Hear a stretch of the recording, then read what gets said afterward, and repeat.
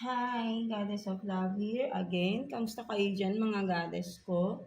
So, yeah, another reading na naman tayo today for the fire signs, Aries, Leo, and Sag. No? So, kamusta kayo dyan mga fire signs natin dyan? No? Tignan natin anong meron sa mga fire signs natin right now. No? So, let's see. No? And of course, na love reading tayo pala no? For today's reading for you, no? Mga fire signs natin. And before that, no, yeah, of course, no, besides sa love reading is, let's see anong message or motivational message no from your inner self no mga fire signs natin, and of course message advice from the universe, right? No, so let's see no mga fire signs. So let's start with you, Aries. So, kamusta kayo dyan mga Aries natin, no? So, let's see anong ganap, no, sa mga Aries natin. What's the message from your inner self? Ano yung kailangan yung marinig from your inner self, of course. And, anong sitwasyon for your love relationship, right? No, mga Aries. And, message advice from the universe, no? So, let's see, no? Anong message ng iyong inner self, no? Mga Aries natin, right? Kuha tayo ng one card here for you. Yes. Start tayo agad-agad, right? Mga fire sign. So, let's see. What's the message, advice, or motivational messages, no? Message, of course, for you, Aries, ng iyong inner self, no? So, what is this? It always seems impossible until it is done. So, yan, no, sinasabi sa'yo rito, right, no, Aris, ng iyong inner self, right, no, maybe for some of you, lagi kayo nagne-negative, no, sa isang kung ano man ito, right, no, parang palagi nyo sinasabi, ay, hindi mangyayari yan, hindi man, but then, kasi hindi nyo na pa naman to nagagawa, right, no, so, you are jumping into the conclusion agad-agad, right, no, but sinasabi ng inner self niya is of course, no, gawin mo muna, right? No? Para malaman natin anong resulta, right? Na hindi yung parang sabihin natin yan, nanguhula tayo ng magiging resulta agad-agad, right? No? You will never know really the result until you will find out, of course, no? Until you do the work, no? Something like that, right? Mga Ari. So, sinasabi ng iyong inner self is, gawin mo muna, right? No? Talagang magiging imposible yan kung hindi mo gagawin, no? Something like that, no? Very simple, but then really has a meaning for you, no? For some of you, Aries, na may mga iniisip na mga bagay-bagay dyan na parang imposible, but then makikita mong possible ito kapag ginawa mo, no? Something like that, right? No? So let's see, no? What's the anong sitwasyon, no? From the person on your mind, no? So let's see anong meron sa iyong person on your mind, no? Or yeah, anong meron sa iyong person, who's been connected to you, no? Mga Aries natin. So let's see, kuha tayo ng 3 cards here for Aries, please. What's the, ano bang meron sa iyong person on your mind, the one you are connected with, right? No? So let's see.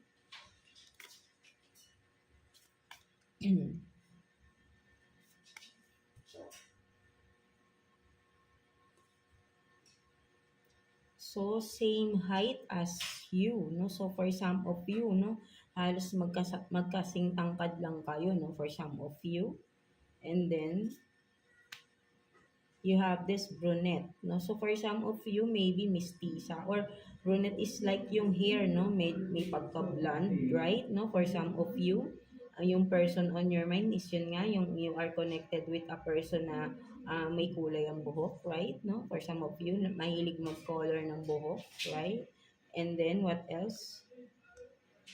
Elderly. No? So, for some of you, hindi na siya kabataan. Of course, maybe, hindi na rin kayo bata, no? Of course, ng iyong person that you are connected with, right? No? Mga Aries natin, right? No? So, kung sino makaka-resonate here, no? So, halos same height lang kayo, no? For some of you, and then, yun nga, may kulay ang buhok, no? Or sabi natin, pwede ring foreigner for some of you, no? You are connected with a foreigner, or you are, yeah, you're thinking of someone who is, ano, no? in other yeah, foreigner of course, right, no? Or brunette, like may ibang kulay yung hair niya or nagkukulay siya ng buhok niya, no?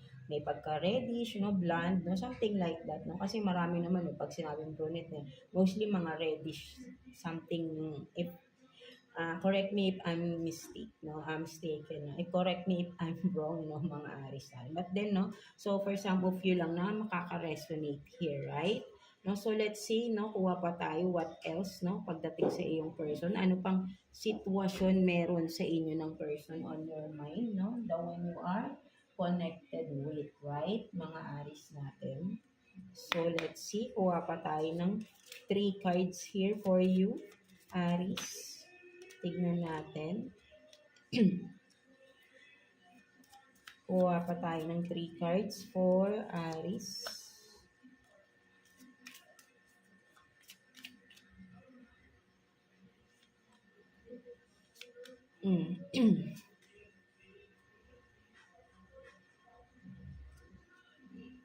So you have this, no, love call, no, expressing love, messages of love, no, thinking of you, informing you, no. So what else? You have this hammer, no, sabotage, rebuild, persistent, no, working on it, repairing, and then ascending, no, so learning, expansion, transcending, preparing for union, new phase, no. So for some of you, ang nakikita ko dito, Aris, no, ang yeah, no, for some of you, parang sabihin natin, no, with this hammer, right, no, parang may ang nakikita ko or nase-sense ko here, no, for some of you, may mga nangyaring issues, no, maybe before, no, sa past, no, parang sabihin natin may mga sabotage, no, self-sabotaging, no, something like that, or talagang may mga issues before na parang ngayon is um, both of you, no, for some of you, is parang you are working on it, no, sabi nga rito, no, working on it, repairing, no, so for some of you is yun nga, no, parang sasabihin natin na parang you are, ano, no, inaayos ba yung mga issues, no, before, kung ano man itong mga nangyari sa past, no, issues from the past, kung ano man yan, syempre kayo lang din nakakaalam, no. So yan, no, dumaan kayo sa ganyang stage, no, for some of you, Aris, and now maybe because you are working on it, no, both of you, no, nagkakaroon kayo ng pag-uusap, no, tungkol sa mga kung ano man ito, no, right, or sabihin natin na from that, no, from that, you are ascending, or both of you, or the relationship is ascending, right? No, kumbaga parang again nagkakaroon ng union, nagkakaroon ng bagong new phase, right? No, kasi you are working on it, eh. The issues from the past are kumbaga ay inaayos ninyo, both of you, no? Parang both of you decided still to be together, no? Something like that. And to work out things, no? Something like that, right? Mga Aris. And now, parang nagiging maganda yung outcome or result, no? Nung kung ano man tong mga pinagkakasunduan nyo ngayon, no? At with the love call here, ang nakikita ko, more nagkakaroon kayo ng parang nagkaroon ng, kasi dito may new phase, right? No? May new beginning again, new start, no? Parang fresh start from the relationship, no? Something like that. And mas siguro, mas kung ano yung mga dating naging issues, right? Or mga dating hindi nyo naman nagagawa, no? Or mas parang nakikita ko mas nag-e-express kayo ng love ninyo for each other, no, both of you, right, no, mga Aris natin, parang ayun yung nakikita ko rito, no, still you are working on the relationship here, no, so may pagbabalikan for some of you na nagkaroon ng separation, or yeah, break up, or sabihin natin na something na mga issues na inaayos ngayon, and then maganda yung nagiging result, no? So ayun yung nakikita ko rito, no? And then yan, you are ascending, the relationship is ascending into a new fresh start, no, something. And kasi ascending, kumaga nagiging tumataas, nagle-level up tuloy yung inyong relationship, na maybe from the past parehas kayong immature, no, ng person mo, and now with the ascending, no, nagle-level up, no, yung inyong relationship, no, because you are heading towards a new start, no, mga Aries natin. So, maganda yung nagiging result here, right, no? Kumbaga, maybe ay tinatalikuran, kinakalimutan nyo na yung mga past issues, no, and now you are moving forward together to a new and fresh start sa relationship, right? No, so ayun yung nakikita ko rito, no, for some of you, mga Aries natin. So let's see what else, no, ano pa, no, tingnan pa natin, ano pang meron sa inyong relationship, right? So kuha tayo ng 3 cards again here, no, mga Aries natin. Let's see, no, ano pang meron sa inyong relationship right now. For Aries, please.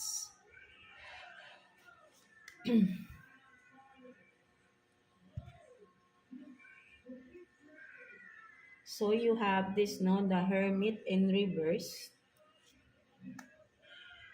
the Moon in reverse,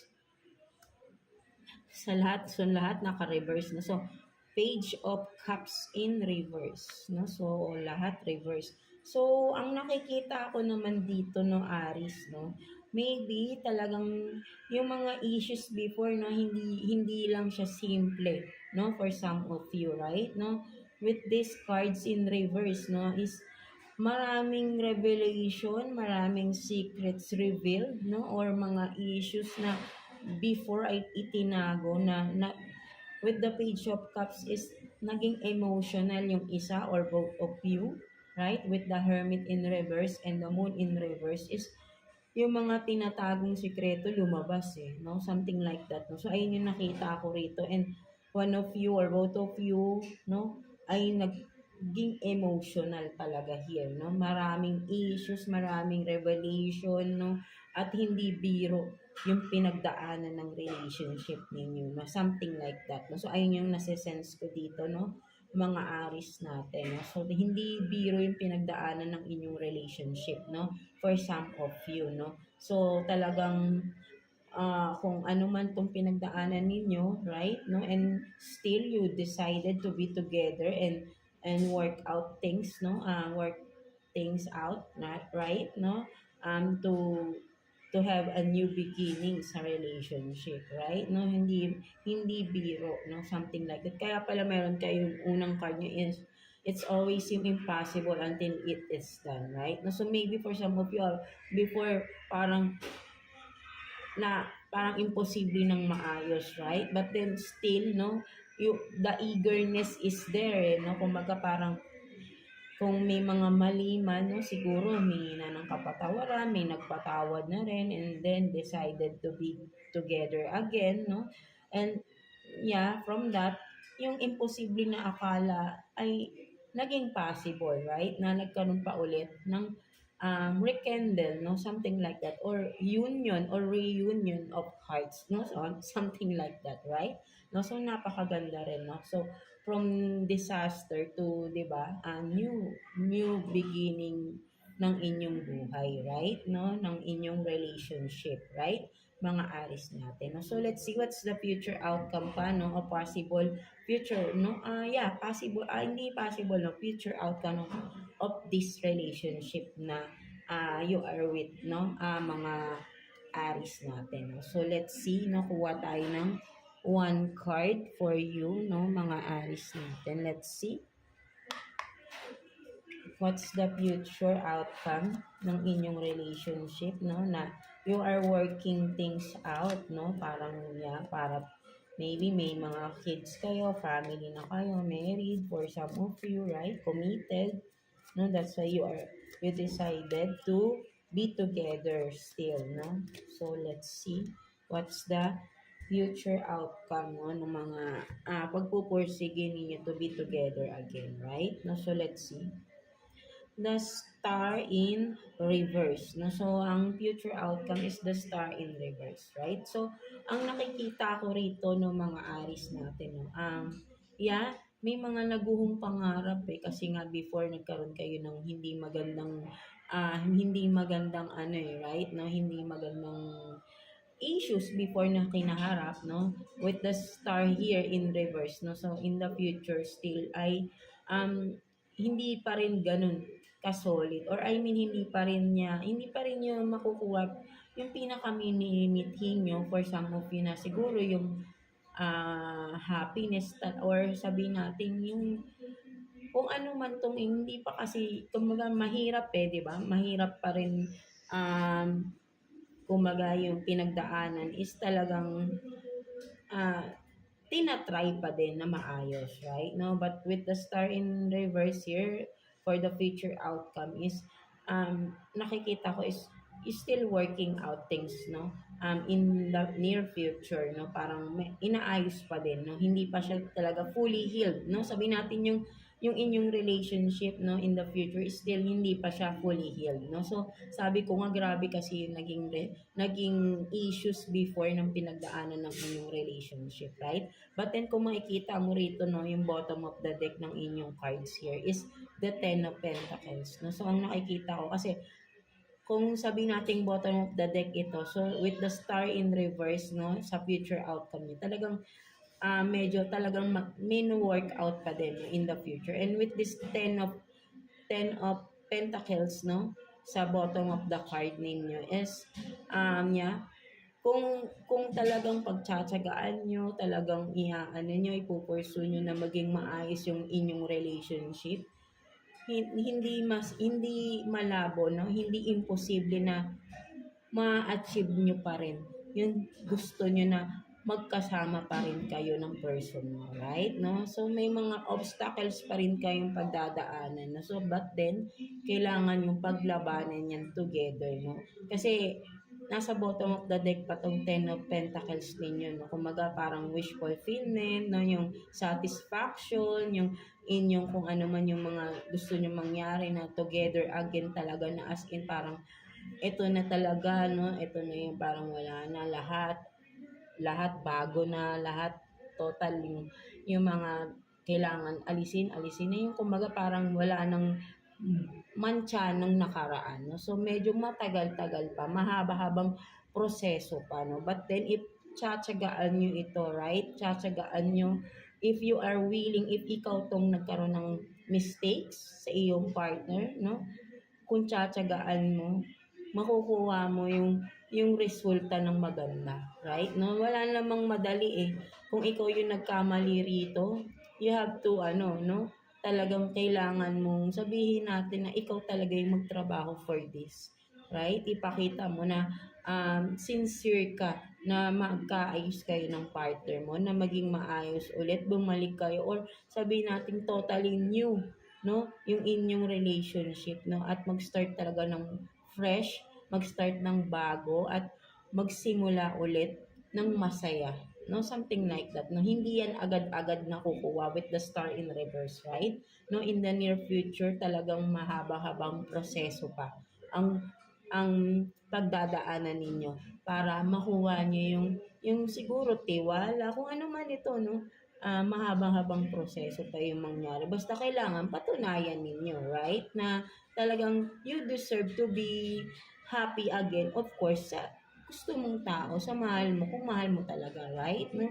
At kailangan mong pagtrabahuan because kung ikaw yung nagkamali dito, you have to accept and do the things, or I mean do the work, no, para maging maayos talaga totally, no, at maging makuha mo yung talagang wish mo na magkaayos kayo at maging masaya ulit, no, ng iyong partner, no, na the person on your mind, the one you are connected with, right? No, mga Aries natin, right? No, so let's see what's the message advice for you ni universe, right? Mga Aries natin. So, kuha tayo ng one card here for you, no, Aries. Message advice for Aries is, so let's see, choose happy, no? So, sinasabi sa iyo ng universe, right, no? Choose happy, no? Kung masaya ka, kung ano yung masaya, saan ka ba masaya? Masaya ka ba talaga na gusto mo, ano bang magpapasaya sa iyo, yung magkaayos kayo ng person mo or may ibang bagay pa? 'Diba? Choose happy, choose happiness. Parang yung reading ko rin kahapon, no, kay Scorpio, right? No, parang choose happiness eh. Kasi alam nyo, mahirap i-achieve talaga ang happiness sa buhay. But then once you feel fully na talagang ito na, ang saya-saya ko na, ang sarap sa pakiramdam. Madali lang tayong tumawa, madaling ngumiti, but then the real happiness, no, ang hirap i-achieve. So, kapag ikaw talaga alam mo sa sarili mong you are contented, you are really happy in all aspects of your life, no? Ang sarap sa pakiramdam niyan, no? Something like that, right? No, mga Aries natin. So, sinasabi ni universe dito to choose happy, choose happiness, be happy. So, gawin mo yung tamang paraan at yung tamang way ng magiging masaya ka. Yung totoong magiging masaya ka. Doon ka. Right? So, yeah, that's it for you, no? I hope na naka-resonate kayo sa reading ninyo.